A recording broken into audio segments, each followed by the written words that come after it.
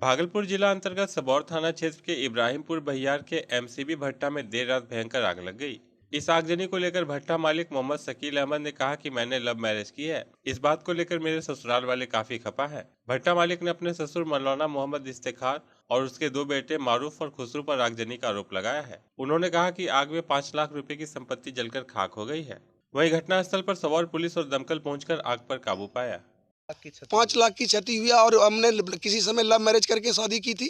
तो वो लोग ये चाहता है कि मेरी बेटी उस समय तो कोर्ट में वो गुजर गई, वो बाप के खिलाफ खुद एक समय केस की थी कि मेरे शौहर को यानी कहने का अर्थ है कि जान का खतरा है। आपसी रंजिश के कारण लव मैरिज आपने शादी किया। हाँ, हम छोटे जाति के। शहर के दक्षिणी क्षेत्र में नगर निगम प्रशासन व जिला प्रशासन की ओर से अवैध रूप से अतिक्रमण करने वाले लोगों को चेतावनी दी गई। स्मार्ट सिटी योजना के अंतर्गत कई इलाकों में आम लोगों के द्वारा अतिक्रमण किया गया है, जिसको लेकर नगर निगम और जिला प्रशासन के अधिकारियों के द्वारा अतिक्रमणकारियों को नोटिस देकर 1 सप्ताह के अंदर अतिक्रमण मुक्त करने का आदेश दिया गया है। अतिक्रमण मुक्त नहीं होने की दिशा में आगे जिला प्रशासन के द्वारा अतिक्रमण वाले जगहों पर बुलडोजर चलाने की बात कही गई है। अतिक्रमण के कारण स्मार्ट सिटी के अंतर्गत किए जाने वाले कार्यों में व्यवधान उत्पन्न हो रहा था। इसको लेकर नगर निगम प्रशासन के द्वारा शहर में कई सड़कों को अतिक्रमण मुक्त करने की शुरुआत की गई है।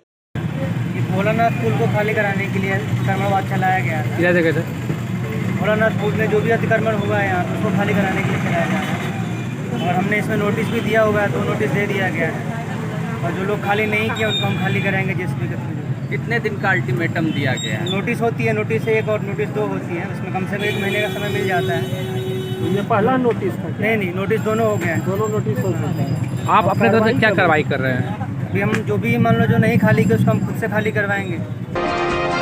मालदा डिवीजन के डीआरएम विकास चौबे के द्वारा भागलपुर स्टेशन का निरीक्षण किया गया। स्टेशन पर यात्रियों की सुविधा के लिए कराए जा रहे कार्यों को बारीकी से देखा गया। वहीं स्टेशन पर बनने वाली मल्टी स्टोरेज बिल्डिंग के जगह का भी मुआयना किया। उन्होंने बताया कि भागलपुर रेलवे स्टेशन पर मालदा डिवीजन में सबसे ज्यादा यात्रियों की आवाजाही इसी स्टेशन पर होती है और उनकी सुविधा के लिए लगातार कार्य किया जा रहा है। वहीं कई कार्य जो चल रहे हैं उनमें तेजी लाने का निर्देश अधिकारियों को डीआरएम के द्वारा दिया गया। निरीक्षण के दौरान मालदा डिवीजन के कई अधिकारियों के साथ साथ भागलपुर स्टेशन के स्टेशन मास्टर सहित कई अधिकारी मौजूद थे। वो सैंक्शन हो जाएगा, प्लस ये मल्टी स्टोरेज बिल्डिंग यहाँ पे बन जाएगी जिसमें सारी यात्री सुविधाएं एक साथ इंटीग्रेटेड रूप में आपको मिलेंगी। तो ओवरऑल मुझे लगता है कि आपको साहिबगंज जमालपुर गए, कहाँ विकास का काम आपको लगा कि यहाँ अधिक विकास के काम की आवश्यकता? नहीं, देखिए हमेशा आवश्यकता वहाँ होती है जहाँ पे यात्री होते हैं। तो भागलपुर में सबसे ज़्यादा यात्री है और हमारे लिए सबसे महत्वपूर्ण स्टेशन है। सबसे ज़्यादा काम हमको यहाँ के यात्रियों के लिए ही करना है और इसीलिए हम लोग मैक्सिमम अपना समय अपने बेस्ट सुपरवाइजर, बेस्ट ऑफिसर हम लोग यहाँ पे रखे हुए हैं। 2 दिनों तक चलने वाले कृषि यंत्रीकरण मेला का विधिवत उद्घाटन दीप प्रज्वलित कर भागलपुर के सांसद अजय मंडल ने किया। यह 2 दिवसीय कार्यक्रम 29 और 30 नवंबर को कृषि भवन परिसर में आयोजित किया गया। कार्यक्रम के दौरान सभी प्रखंडों से आए किसानों की मौजूदगी देखी गई। इस कार्यक्रम का उद्देश्य है किसानों को सहूलियत के हिसाब से खेतों में यंत्र कम लागत में मिल सके और बड़ी लागत में बैंक के द्वारा कुछ छूट मिल सके, जिससे वह अपने फसल का उत्पादन अच्छे तरीके से कर सके और उत्पादन में भी बढ़ोतरी हो। कार्यक्रम के दौरान भागलपुर सांसद अजय मंडल ने कहा कि यह बिहार सरकार की अच्छी पहल है, इससे किसान लाभान्वित होंगे। कार्यक्रम के दौरान सांसद अजय मंडल के अलावा संयुक्त निदेशक जिला कृषि पदाधिकारी, दर्जनों वैज्ञानिक व किसान कार्यक्रम में मौजूद थे।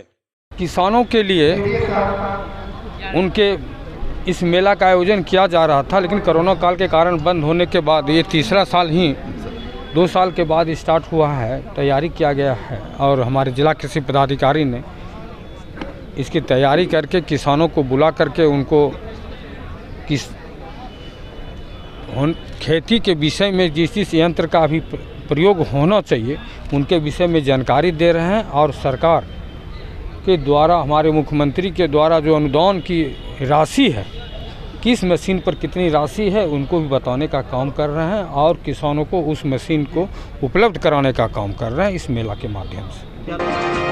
जवाहरलाल नेहरू चिकित्सा अस्पताल में इलाज के दौरान कटिहार जिला के पोठिया थाना क्षेत्र के रहने वाले 18 वर्षीय बालक कुमार यादव की मौत हो गई। मौत के बाद मृतक के पिता ने कटिहार जिला के पोठिया ओपी प्रभारी संजय सिंह और पैक्स अध्यक्ष दिलीप यादव और उनके पुत्रों पर थाने में रखकर पिटाई करने का आरोप लगाया है। इनका कहना है कि पिटाई के कारण ही युवक की मौत हुई है। मृतक के पिता ने बताया कि 19 तारीख को उनके बेटे का एक्सीडेंट कुसियारी मोड़ के पास हुआ था, जिसमें उनके बेटे के मोटरसाइकिल से बकरी को धक्का लगने के कारण उसकी मौत हो गई थी। जिसके बाद पोठिया थाना पुलिस बाला कुमार को थाने ले गई और वहां हाजत में बंद कर दिया। हाजत में बंद करने के बाद पैक्स अध्यक्ष और थाना प्रभारी के द्वारा बेटे को बुरी तरह से पीटा गया। 20 तारीख को बेटे को छोड़ दिया गया, जिसकी हालत गंभीर देख पहले उसे पोठिया के अस्पताल में भर्ती कराया गया था और वहां हालात बिगड़ने पर जवाहरलाल नेहरू मेडिकल कॉलेज अस्पताल में भर्ती कराया गया, जहां इलाज के क्रम में उसकी मौत हो गई। मृतक के पिता ने कहा, हमारे बेटे को इंसाफ दिलाया जाए। इंसाफ चाहिए और कुछ नहीं। क्या लगता है? हमको इंसाफ सिर्फ और कुछ नहीं, यह इंसाफ हमको दिला दीजिए बस।